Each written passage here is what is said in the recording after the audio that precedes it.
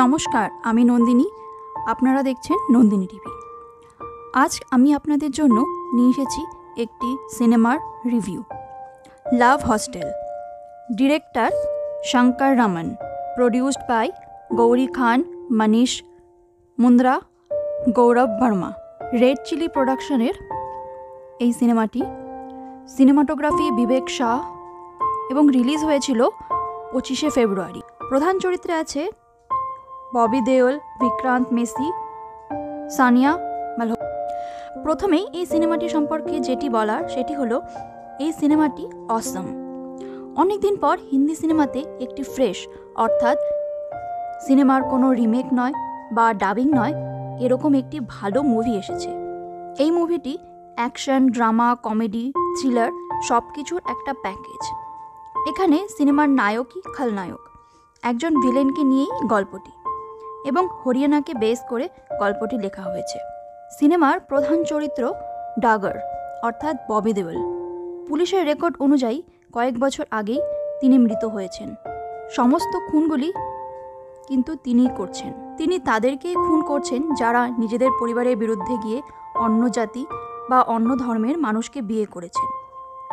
এখন যাদের মারার জন্য তিনি নিযুক্ত হয়েছেন তারা হলেন আশু ও জ্যোতি, অর্থাৎ বিক্রান্ত ও সানিয়া। তারা একজন হিন্দু ও একজন মুসলিম। তারা বাড়ির অমতে গিয়ে বিয়ে করেন এবং কোর্টের নির্দেশে লাভ হস্টেল বলে এক জায়গায় লুকিয়ে সংসার শুরু করে। কিন্তু জ্যোতির দাদি ডাগারকে নিয়োগ করেন বড় বউকে খুঁজে নিয়ে আসতে, জীবিত অথবা মৃত অবস্থায়। কিভাবে ডাগার তাদের খোঁজে এবং জ্যোতি আশু কিভাবে পালিয়ে বেড়ায়, এই সব নিয়েই এই গল্পটি। এবং শেষে কি হয়, অর্থাৎ সিনেমার ক্লাইম্যাক্স কি হয়, সেটা জানতে হলে মুভিটি অবশ্যই দেখতে হবে। এটা বলে দিলে কিন্তু মুভি দেখার মজাটাই নষ্ট হয়ে যাবে। তবে এটা বলা যায়, ক্লাইম্যাক্সে যেটা হবে বলে আপাতভাবে মনে হয় সেটা কিন্তু একদমই হয় না। একটি বড় চমক অপেক্ষা করে সিনেমার ক্লাইম্যাক্সে। এই সিনেমার পজিটিভ দিকগুলোই বেশি, নেগেটিভ দিক খুব কম আছে। সিনেমাটির পজিটিভ দিকগুলি নিয়ে কথা বললে প্রথমেই যেটা বলতে হয় সেটা হলো মুভির সিনেমাটোগ্রাফি। দুর্দান্ত সিনেমাটোগ্রাফি। এখানে খুব ক্লোজ অ্যাঙ্গেল থেকে অনেক শট নেওয়া হয়েছে এবং তার প্রতিস্থাপনও খুব ভালোভাবে করা হয়েছে। ডার্ক কালার গ্রেডিং করা হয়েছে, যার ফলে সমস্ত মুভিতে একটা ভয়ের থমথমে পরিবেশ ও টেনশনের পরিবেশ তৈরি হয়েছে। সিনেমার গল্পটি এখানে একটি বড় পজিটিভ দিক। এই মুভির গল্পটি একদম নতুন গল্প, অর্থাৎ কোনো সিনেমার ডাবিং নয়। একটা নতুন গল্প নিয়ে একটা ফ্রেশ সিনেমা দেখতে পাচ্ছি এখানে, এবং স্ক্রিন প্লে লেখাও খুব ভালো হয়েছে। গল্পটি খুব ফাস্ট, অর্থাৎ একটির পর একটি ঘটনা খুব তাড়াতাড়ি ঘটে চলছিল এবং গল্পের কোথাও বোরিং লাগবে না আপনাদের। মুভির টাইমও খুব কম, 1 ঘন্টা 40 মিনিট। এখানে ববি দেওল যে অ্যাক্টিং করেছেন সেটা অসাধারণ। তার যে এক্সপ্রেশন, অ্যাটিটিউড, সেটা এক কথায় অসাধারণ। ববি দেওল তার কেরিয়ারের সেকেন্ড ইনিংসে যে পারফরমেন্স দেখিয়েছেন সেটা একদম দুর্দান্ত। এতদিন ববি দেওল বললে সোলজার, বাদল, হাউসফুল এই সমস্ত ছবির কথা মনে হতো, কিন্তু এখানে ববি দেওল একদম অন্য, এবং তাকে যে ক্যারেক্টারে বসানো হয়েছে তাতে তিনি 100% সফল।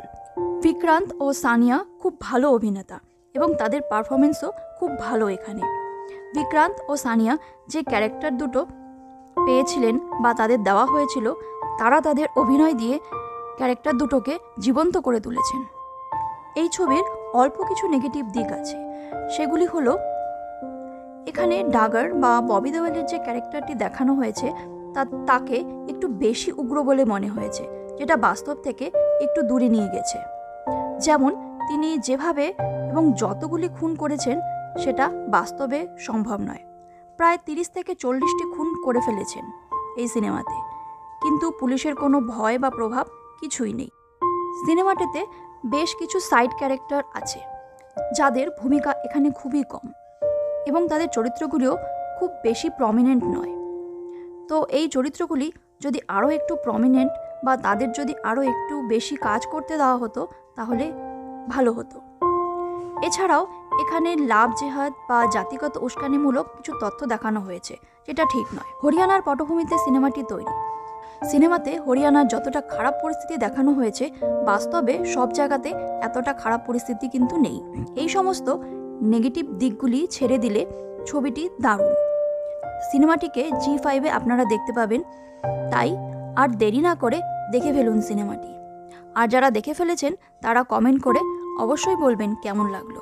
ভিডিওটি যদি ভালো লেগে থাকে তাহলে অবশ্যই লাইক এবং শেয়ার করবেন। আর আপনি যদি এই চ্যানেলে প্রথমবার হয়ে থাকেন তাহলে অবশ্যই চ্যানেলটি সাবস্ক্রাইব করবেন। ধন্যবাদ।